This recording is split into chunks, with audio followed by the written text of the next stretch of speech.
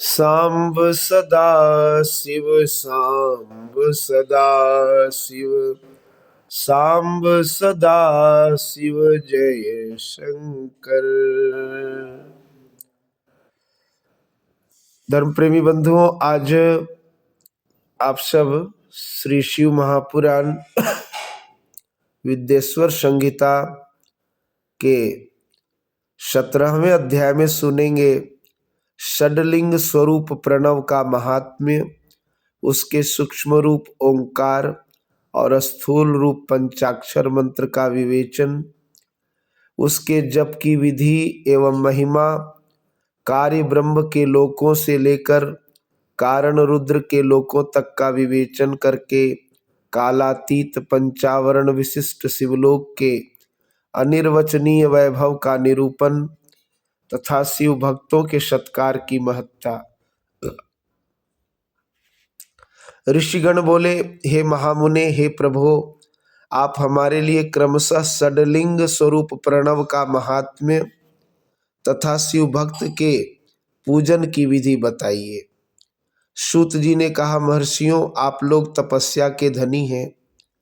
आपने यह बड़ा सुंदर प्रश्न उपस्थित किया है, किंतु इसका ठीक ठीक उत्तर महादेव जी ही जानते हैं, दूसरा कोई नहीं। तथापि भगवान शिव की कृपा से ही मैं इस विषय का वर्णन करूंगा। वे भगवान शिव हमारी और आप लोगों की रक्षा का महान भार बारंबार स्वयं ही ग्रहण करें। प्रनाम है प्रकृति से उत्पन्न संसार रूपी महासागर का। प्रणव इसे पार करने के लिए दूसरी नाव है।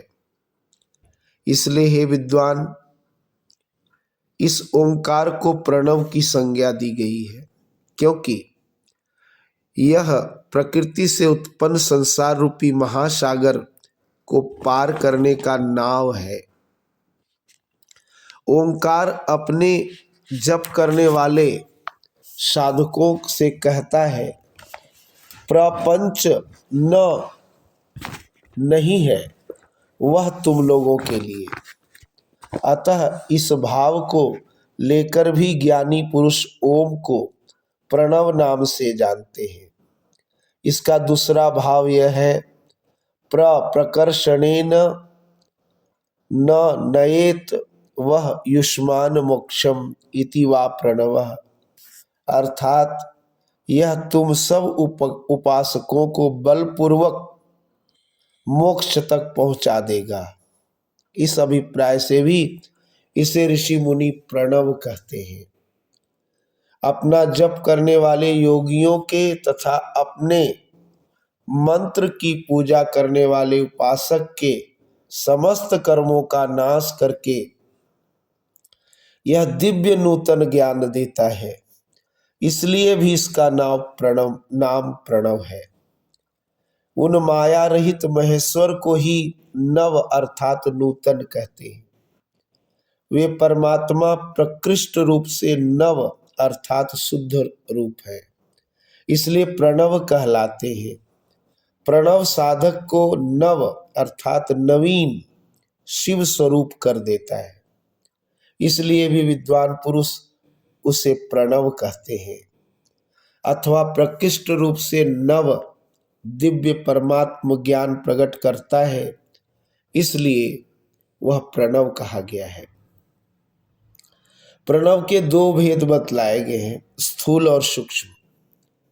एक अक्षर रूप जो ओम है उसे सूक्ष्म प्रणव जानना चाहिए, और नमः शिवाय इस पंचाक्षर वाले मंत्र को स्थूल प्रणव समझना चाहिए। जिसमें 5 अक्षर व्यक्त नहीं है वह सूक्ष्म है, और जिसमें 5 अक्षर सुस्पष्ट रूप से व्यक्त है वह स्थूल है। जीवन मुक्त पुरुष के लिए सूक्ष्म प्रणव के जप का विधान है, वही उसके लिए समस्त साधनों का सार है। यद्यपि जीवन मुक्त के लिए किसी साधन की आवश्यकता नहीं है, क्योंकि वह सिद्ध रूप है, तथापि दूसरों की दृष्टि में जब तक उसका शरीर रहता है तब तक उसके द्वारा प्रणव जप की सहज साधना स्वतः होती रहती है। वह अपनी देह का विलय होने तक सूक्ष्म प्रणव मंत्र का जप और उसके अर्थभूत परमात्म तत्व का अनुसंधान करता रहता है। जब शरीर नष्ट हो जाता है तब वह पूर्ण ब्रह्म स्वरूप शिव को प्राप्त कर लेता है, यह सुनिश्चित है। जो केवल मंत्र का जप करता है उसे निश्चय ही योग की प्राप्ति होती है। जिसने 36 करोड़ मंत्र का जप कर लिया हो उसे अवश्य ही योग प्राप्त हो जाता है। सूक्ष्म प्रणव के भी ह्रस्व और दीर्घ के भेद से 2 रूप जानने चाहिए। आकार, उकार, मकार, बिंदु, नाद, शब्द, काल और कला। इससे संयुक्त जो प्रणव है उसे दीर्घ प्रणव कहते हैं। वह योगियों के ही हृदय में स्थित होता है। मकार पर्यंत जो ओम है वह अ, उ, म इन 3 तत्वों से युक्त है। इसी को ह्रस्व प्रणव कहते हैं। अ शिव है, उ शक्ति है और मकार इन दोनों की एकता है। वह त्रितत्व रूप है, ऐसा समझकर ह्रस्व प्रणव का जप करना चाहिए। जो अपने समस्त पापों का क्षय करना चाहते हैं उनके लिए इस ह्रस्व प्रणव का जप अत्यंत आवश्यक है। पृथ्वी, जल, तेज, वायु और आकाश, ये 5 भूत तथा शब्द, स्पर्श आदि 5 विषय, ये सब मिलकर 10 वस्तुएं मनुष्यों की कामना के विषय हैं। इनकी आशा मन में लेकर जो कर्मों के अनुष्ठान में संलग्न होते हैं वे 10 प्रकार के पुरुष प्रवृत्त अथवा प्रवृत्ति मार्गी कहलाते हैं।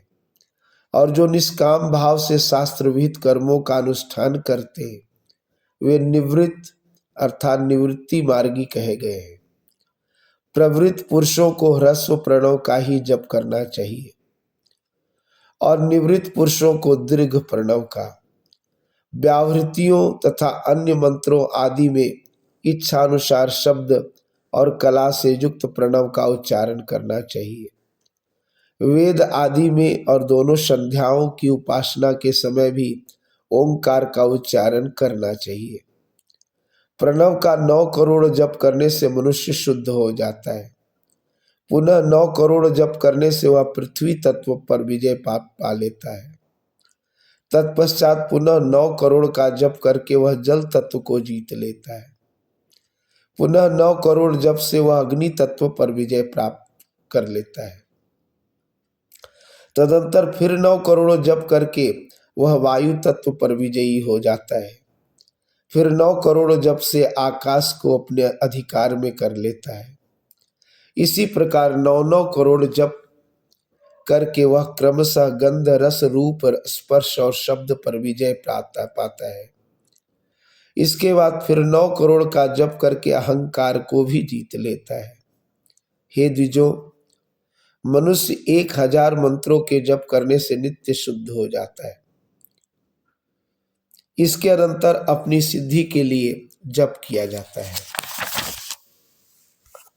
इस तरह 108 करोड़ प्रणव का जप करके उत्कृष्ट बोध को प्राप्त हुआ पुरुष शुद्ध योग प्राप्त कर लेता है। शुद्ध योग से युक्त होने पर वह जीवन मुक्त हो जाता है, इसमें संशय नहीं। सदा प्रणव का जप और प्रणव रूपी शिव का ध्यान करते करते समाधि में स्थित हुआ महायोगी पुरुष साक्षात शिव ही है, इसमें संशय नहीं। पहले अपने शरीर में प्रणव के ऋषि, छंद, देवता आदि का न्यास करके फिर जप आरंभ करना चाहिए। आकार आदि मात्रिका वर्णों से युक्त प्रणव का अपने अंगों में न्यास करके मनुष्य ऋषि हो जाता है। मंत्रों के 10 विध संस्कार, मात्रिका न्यास और षडध्व शोधन आदि के साथ संपूर्ण न्यास का फल उसे प्राप्त हो जाता है। प्रवृत्ति तथा प्रवृत्ति निवृत्ति से मिश्रित भाव वाले पुरुषों के लिए स्थूल प्रणव का जप ही अभिष्ट का साधक है। क्रिया, तप और जप के योग से शिव योगी 3 प्रकार के होते हैं। वे क्रमशः क्रिया योगी, तपोयोगी और जप योगी कहलाते हैं। जो धन आदि वैभवों से पूजा सामग्री का संचय करके हाथ आदि अंगों से नमस्कार आदि क्रिया करते हुए इष्ट देव की पूजा में लगा रहता है, वह क्रिया योगी कहलाता है। पूजा में संलग्न रहकर जो परिमित भोजन करता हुआ बाह्य इंद्रियों को जीत कर वश में किए रहता है और मन को भी वश में करके परद्रोह आदि से दूर रहता है, वह तपोयोगी कहलाता है।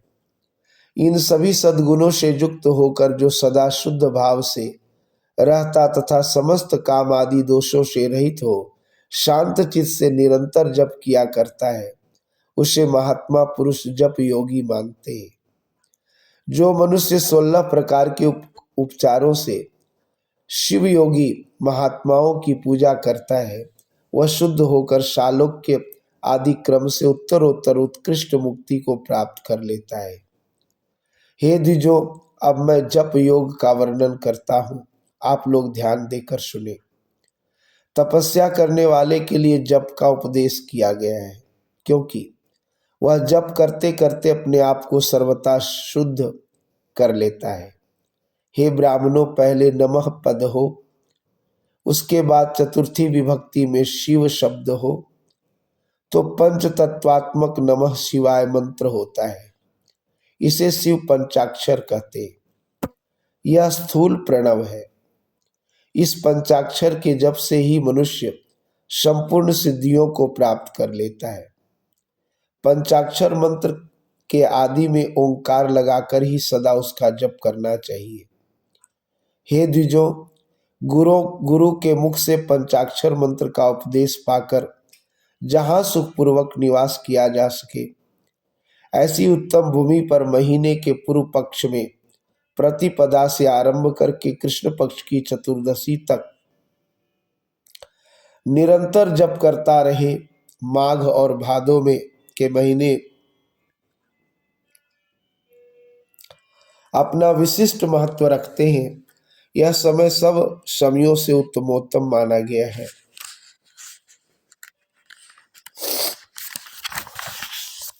साधकों को चाहिए कि वह प्रतिदिन एक बार परिमित भोजन करे, मौन रहे, इंद्रियों को वश में रखे, अपने स्वामी एवं माता पिता की नित्य सेवा करे।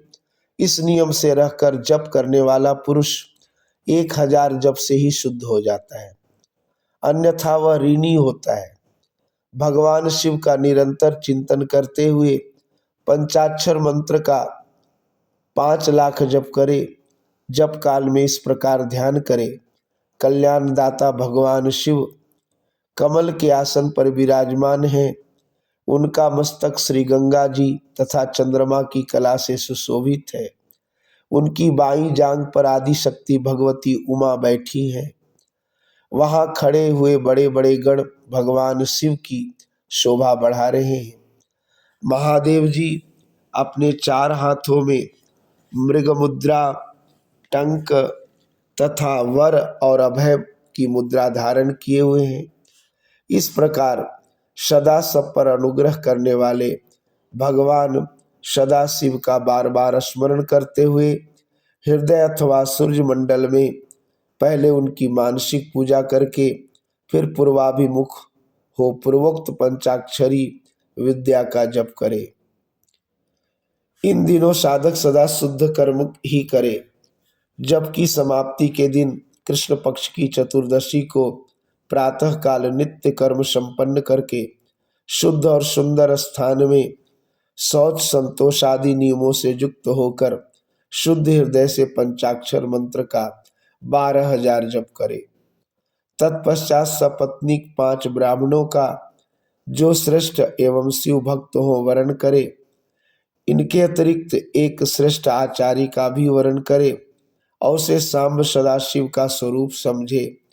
ईशान तत्पुरुष, अघोर, वामदेव तथा सद्योजात, इन 5 के प्रतीक स्वरूप श्रेष्ठ और शिव भक्त ब्राह्मणों का वर्ण करने के पश्चात पूजन सामग्री को एकत्र करके भगवान शिव का पूजन आरंभ करे।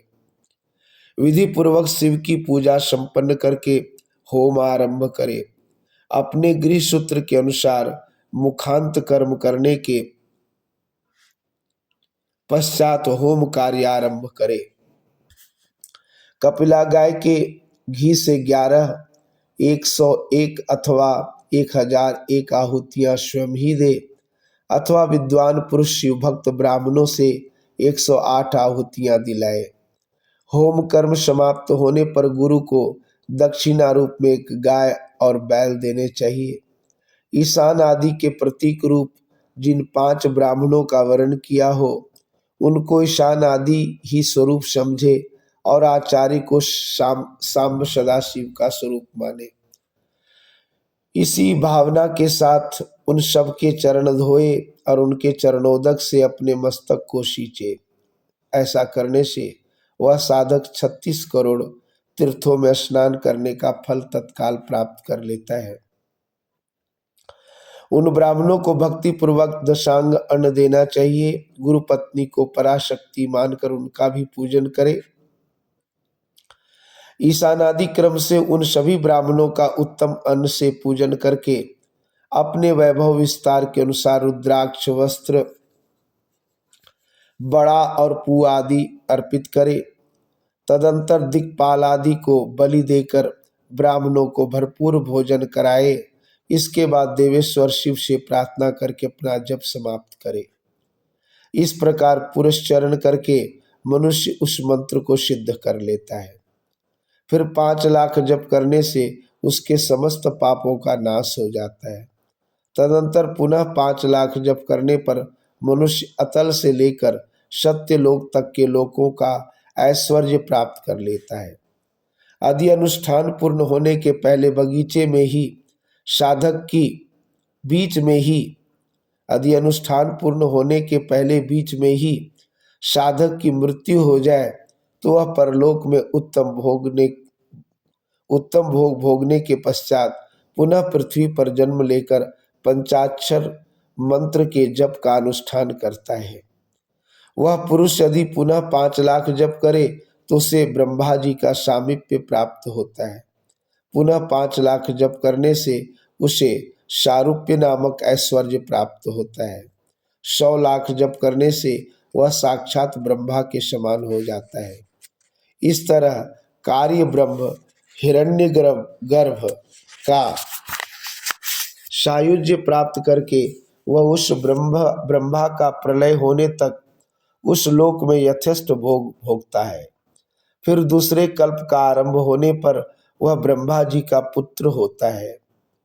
उस समय फिर तपस्या करके दिव्य तेज से प्रकाशित होकर वह क्रमशः मुक्त हो जाता है। पृथ्वी आदि कार्य स्वरूप भूतों द्वारा पाताल से लेकर सत्यलोक पर्यंत ब्रह्मा जी के 14 लोक क्रमशः निर्मित हुए हैं।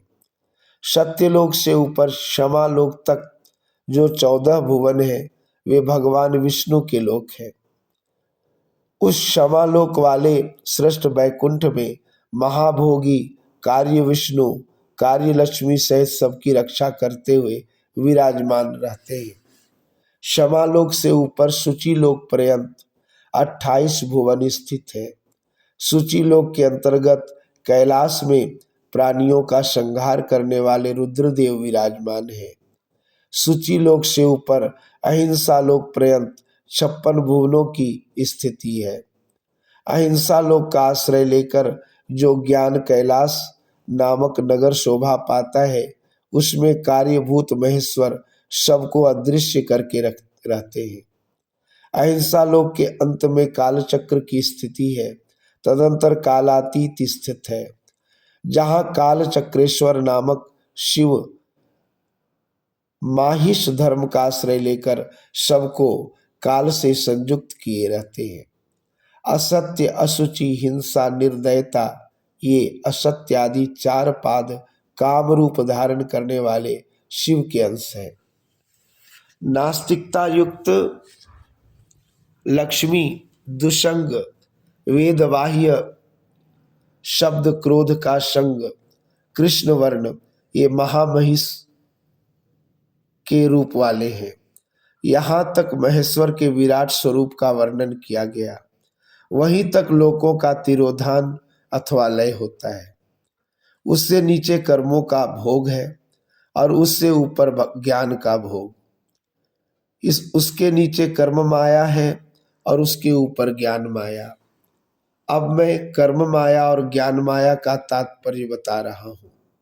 माँ का अर्थ है लक्ष्मी, उससे कर्म भोग यात प्राप्त होता है, इसलिए वह माया अथवा कर्म माया कहलाती है।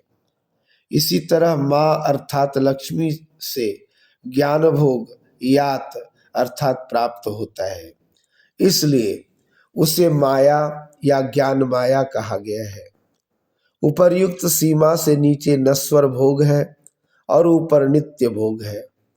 उससे नीचे ही तिरोधान अथवा लय है, ऊपर तिरोधान नहीं है।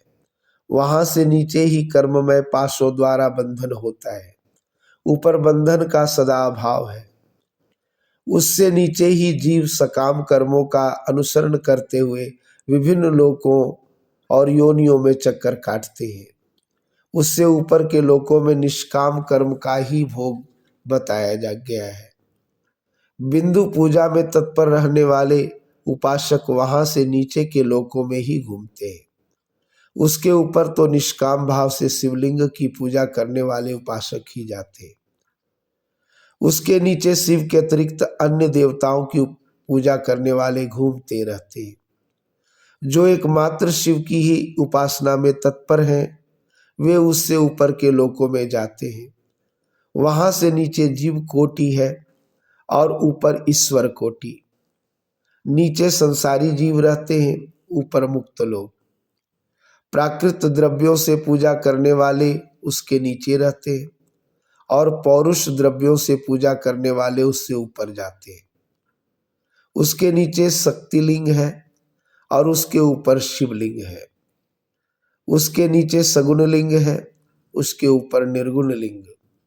उसके नीचे कल्पित लिंग है, उसके ऊपर कल्पित नहीं है। उसके नीचे अधिभौतिक लिंग और उसके ऊपर आध्यात्मिक लिंग है। उसके नीचे 112 शक्ति लोक है। उसके नीचे बिंदु रूप और उसके ऊपर नाद रूप और उसके नीचे कर्म लोक और उसके ऊपर ज्ञान लोक। इस प्रकार उसके ऊपर मद और अहंकार का नाश करने वाली नम्रता है। वहां जन्म जनित तिरोधान नहीं है। उसका निवारण किए बिना वहां किसी का प्रवेश संभव नहीं है। इस प्रकार तिरोधान का निवारण करने से वहां ज्ञान शब्द का अर्थ ही प्रकाशित होता है। अधिभौतिक पूजा करने वाले लोग उससे नीचे के लोकों में ही चक्कर काटते हैं। जो आध्यात्मिक उपासना करने वाले हैं, वे ही उसके ऊपर जाते हैं। इस प्रकार वहां तक महालोक रूपी आत्मलिंग में विभाग को जानना चाहिए और प्रकृति आदि 8 बंधनों को भी जाने। इस प्रकार सब लौकिक तथा वैदिक स्वरूप को जानना चाहिए। जो सत्य अहिंसा आदि धर्मों से युक्त होकर भगवान शिव के पूजन में तत्पर रहते हैं, वे अधर्म रूप भैंसे पर आरूढ़ कालचक्र को पार कर जाते हैं। कालचक्रेश्वर की सीमा तक जो विराट महेश्वर लोक बतलाया गया है, उससे ऊपर वृषभ के आकार में धर्म की स्थिति है। वह ब्रह्मचर्य का मूर्तिमान रूप है। उसके सत्य, शौच, अहिंसा और दया ये 4 पाद हैं। वह शिवलोक के आगे स्थित है। क्षमा उसके सिंह है, शम कान है। वे वेदध्वनि रूप शब्द से विभूषित है। आस्तिकता उसके दोनों नेत्र हैं। निश्वास ही उसकी श्रेष्ठ बुद्धि एवं मन है। क्रिया आदि धर्म रूपी जो वृषभ है, वे कारण आदि में सर्वदा स्थित है, ऐसा जानना चाहिए। उस क्रिया रूप वृषभाकार धर्म पर कालातीत शिव आरूढ़ होते हैं। ब्रह्मा, विष्णु और महेश्वर की जो अपनी अपनी आयु है, उसी को दिन कहते हैं। जहां धर्म रूपी वृषभ की स्थिति है, उसके ऊपर न दिन है न रात्रि, वहां जन्म मरण आदि भी नहीं है। फिर कारण स्वरूप ब्रह्मा के भी कारण सत्य लोक पर्यंत 14 लोक स्थित है, जो पंच भौतिक गंध आदि से परे हैं। उनकी सनातन स्थिति है, सूक्ष्म गंध ही उनका स्वरूप है। इसके ऊपर कारण रूप विष्णु के 14 लोक स्थित है। उनसे भी ऊपर फिर कारण रूपी रुद्र के 28 लोकों की स्थिति मानी गई है। फिर उनसे भी ऊपर कारणेश शिव के 56 लोक विद्यमान है। तदंतर शिव सम्मत ब्रह्मचर्य लोक है, और वहीं 5 आवरणों से युक्त ज्ञानमय कैलाश है। वहां पर 5 मंडलों, 5 ब्रह्म कलाओं और आदि शक्ति से संयुक्त आदि लिंग प्रतिष्ठित है। उसे परमात्मा शिव का शिवालय कहा गया है। वहीं पराशक्ति युक्त परमेश्वर शिव निवास करते हैं। वे सृष्टि, पालन, संहार, तिरोभाव और अनुग्रह, इन 5 कृत्यों में प्रवीण है। उनका श्री विग्रह सच्चिदानंद स्वरूप है। वे सदा ध्यान रूपी धर्म में ही स्थित रहते हैं और सदा सब पर अनुग्रह किया करते हैं। वे स्वात्माराम हैं और समाधि रूपी आसन पर आसीन हो सुशोभित होते हैं। कर्म और ध्यान आदि का अनुष्ठान करने से क्रमशः साधन पथ में आगे बढ़ने पर उनका दर्शन साध्य होता है। नित्य नैमित्तिक आदि कर्मों द्वारा देवताओं का आजन करने से भगवान शिव के समाराधन कर्म में मन लगता है। क्रिया आदि जो शिव संबंधी कर्म है, उनके द्वारा शिव ज्ञान सिद्ध करें। जिन्होंने शिव तत्व का साक्षात्कार कर लिया है अथवा जिन पर शिव की कृपा दृष्टि पड़ चुकी है, वे सब मुक्ति ही है, इसमें संशय नहीं। आत्म स्वरूप से जो स्थिति है वही मुक्ति है। एकमात्र अपने आत्मा में रमण या आनंद का अनुभव करना ही मुक्ति का स्वरूप है। जो पुरुष क्रिया, तप, जप, ज्ञान और ध्यान रूपी धर्मों में भली भांति स्थित है, वह शिव का साक्षात्कार करके स्वात्मा राम स्वरूप मोक्ष को भी प्राप्त कर लेता है। जैसे सूर्य अपनी किरणों से अशुद्धि को दूर कर देते हैं, उसी प्रकार कृपा करने में कुशल भगवान शिव अपने भक्त के अज्ञान को मिटा देते हैं। अज्ञान की निवृत्ति हो जाने पर शिव ज्ञान स्वतः प्रकट हो जाता है। शिव ज्ञान से अपना विशुद्ध स्वरूप आत्मारामत्व प्राप्त होता है, और आत्मारामत्व की सम्यक सिद्धि हो जाने पर मनुष्य कृत्य हो जाता है। शिव मंत्र 100 लाख जप करने से ब्रह्म पद की प्राप्ति होती है। फिर 100 लाख जप करने से विष्णु पद प्राप्त होता है। पुनः 100 लाख शिव मंत्र का जप करने से रुद्र का पद प्राप्त होता है। इसके बाद फिर 100 लाख जप करने से ऐश्वर्यमय पद की प्राप्ति हो जाती है। फिर इसी प्रकार सम्यक रूप से जप करने पर शिवलोक के आदिभूत और शिवलोक के आधारभूत निर्माता काल चक्र को प्राप्त किया जा सकता है। यह काल चक्र 5 चक्रों से युक्त है, जो एक के पश्चात एक में स्थित है। सृष्टि और मोह से युक्त ब्रह्म चक्र युक्त रौद्र चक्र, भ्रमण से युक्त ईश्वर चक्र और ज्ञान तथा मोह से युक्त शिव चक्र है। ऐसा इन 5 चक्रों के विषय में बुद्धिमानों का कहना है। पुनः 10 करोड़ शिव मंत्र का जप करने पर कारण ब्रह्म का पद प्राप्त होता है। तदंतर 10 करोड़ जप करने से ऐश्वर्य युक्त पद की प्राप्ति होती है। इस प्रकार क्रमशः जप करता हुआ प्राणी महान ओजस्वी विष्णु के पद को प्राप्त कर पुनः उसी क्रम से जपता हुआ महात्माओं के उस ऐश्वर्य पद को प्राप्त करता है। बिना असावधानी किए 105 करोड़ मंत्रों का जप करने के पश्चात वह प्राणी 5 आवरणों पशु, पाश, माया, शक्ति, रोध से बाहर स्थित शिवलोक प्राप्त कर लेता है। वहां राज समंडप है, नंदीश्वर का उत्तम निवास है तपस्या रूपी वृषभ वहीं पर दिखाई देता है। वहीं पर पांचों आवरणों से बाहर सद्योजात का स्थान है। पुनः चतुर्थ आवरण में वामदेव का निवास स्थान है। इसके पश्चात तृतीय आवरण में अघोर शिव का, दूसरे आवरण में शाम्ब शिव का मंगलमय तथा प्रथम आवरण में ईशान शिव का निवास स्थान है। इसके पश्चात पंचम मंडप है, वहां ध्यान और धर्म का निवास रहता है। तदंतर चतुर्थ मंडप है, वहां चंद्रशेखर की मूर्ति से युक्त भगवान बलिनाथ का वास स्थान है, जो पूर्ण अमृत को प्रदान करने वाला है। तृतीय मंडप में सोम स्कंद का परम निवास स्थान है। उसके पश्चात द्वितीय मंडप है, आस्तिक लोग इसे नृत्य मंडप कहते हैं। प्रथम मंडप में मूल माया का स्थान है, वहां पर अत्यंत शोभा वास करती है। उसके परे गर्भगृह है, जहां पर शिव का लिंग स्थान है। नंदी स्थान के पश्चात शिव के वैभव को कोई नहीं जान सकता।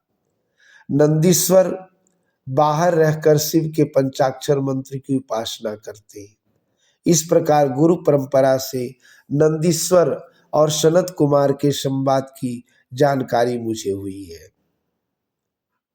इसके पश्चात परम रहस्य स्वयं वेद्य है, जिसका अनुभव स्वयं शिव करते हैं।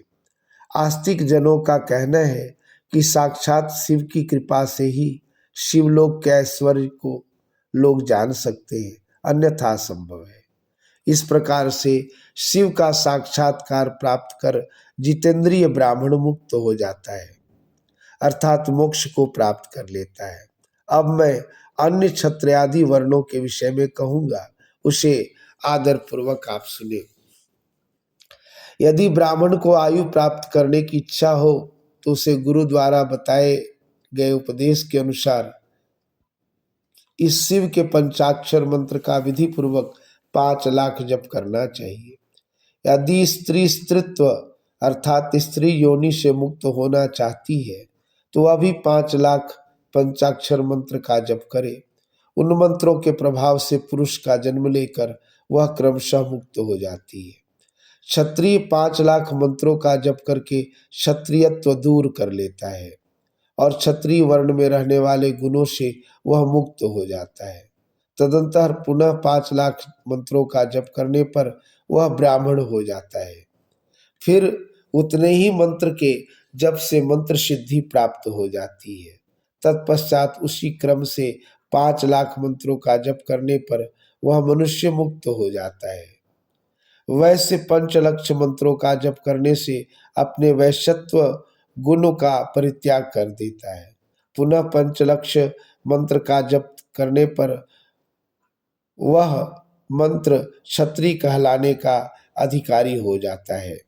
इसके बाद 5 लाख मंत्रों का जप करने से क्षत्रियत्व को दूर कर लेता है। तदंतर पुनः 5 लक्ष जप करने पर मंत्र ब्राह्मण कहलाने का अधिकारी हो जाता है।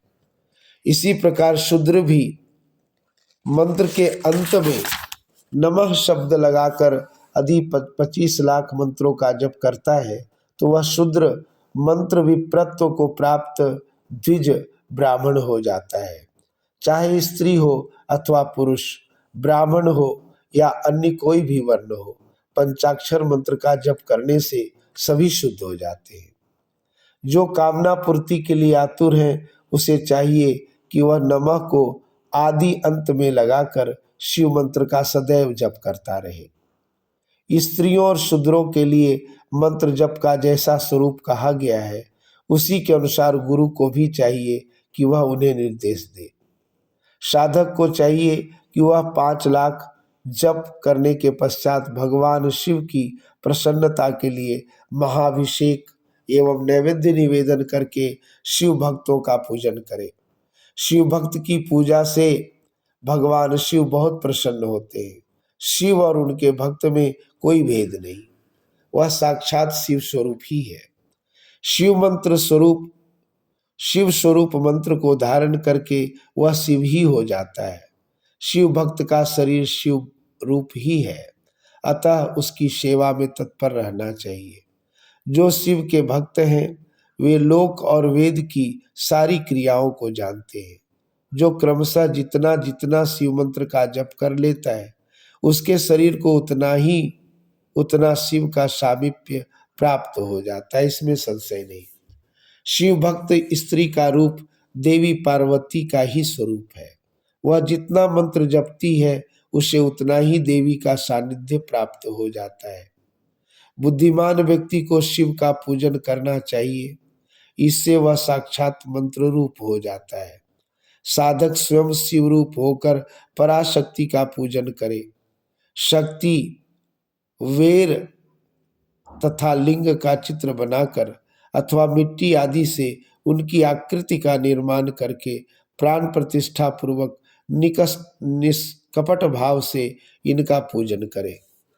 शिवलिंग को शिव मानकर अपने को शक्ति रूप समझकर शक्ति लिंग को देवी और अपने को शिव रूप समझकर शिवलिंग को नाद रूप और शक्ति को बिंदु रूप मानकर परस्पर सटे हुए शक्तिलिंग और शिवलिंग के प्रति उपप्रधान और प्रधान की भावना रखते हुए जो शिव शक्ति का पूजन करता है वह मूल रूपी भावना करने के कारण शिव रूप ही है। शिव भक्त शिव मंत्र स्वरूप होने के कारण शिव के स्वरूप है। जो 16 उपचारों से उनकी पूजा करता है उसे अभिष्ट वस्तु की प्राप्ति होती है। जो शिवलिंगोपासक शिव भक्त की सेवा आदि करके उसे आनंद प्राप्त करता है उस विद्वान पर भगवान शिव बड़े प्रसन्न होते हैं। 5, 10 या 100 पत्नीक शिव भक्तों को बुलाकर भोजन आदि के द्वारा पत्नी सहित उनका सदैव समादर करे। धन में देह में और मंत्र में शिव भावना रखते हुए उन्हें शिव और शक्ति का स्वरूप जानकर निष्कपट भाव से उनकी पूजा करे। ऐसा करने वाला पुरुष शिव शक्ति स्वरूप होकर इस भूतल पर फिर जन्म नहीं लेता।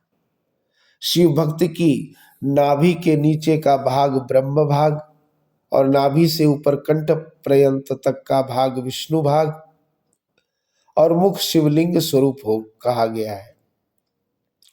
मृत्यु के पश्चात दाहादि संस्कार हुआ हो अथवा जो दाहादि संस्कार से रहित हो उन पितरों के उद्देश्य से शिव को ही आदि पितर मानकर उनकी पूजा करनी चाहिए। पुनः आदि माता शिव की शक्ति की पूजा कर शिव भक्तों की पूजा करनी चाहिए। ऐसा करने वाला पुरुष मरने के पश्चात क्रमशः पितृलोक को प्राप्त करता है, तदंतर उसे मुक्ति प्राप्त हो जाती है। 10 क्रियावान पुरुषों से युक्त योगियों की अपेक्षा एक तपोयुक्त प्राणी श्रेष्ठ है। 100 तपोयुक्त तपस्वियों के अपेक्षा एक जप युक्त जापक विशिष्ट है।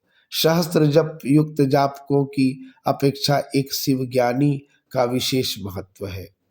1,00,000 शिव ज्ञानियों से शिव का ध्यान करने वाला एक ध्यानी श्रेष्ठ है और 1 करोड़ ध्यानियों की अपेक्षा शिव के लिए एक समाधिस्थ श्रेष्ठ है।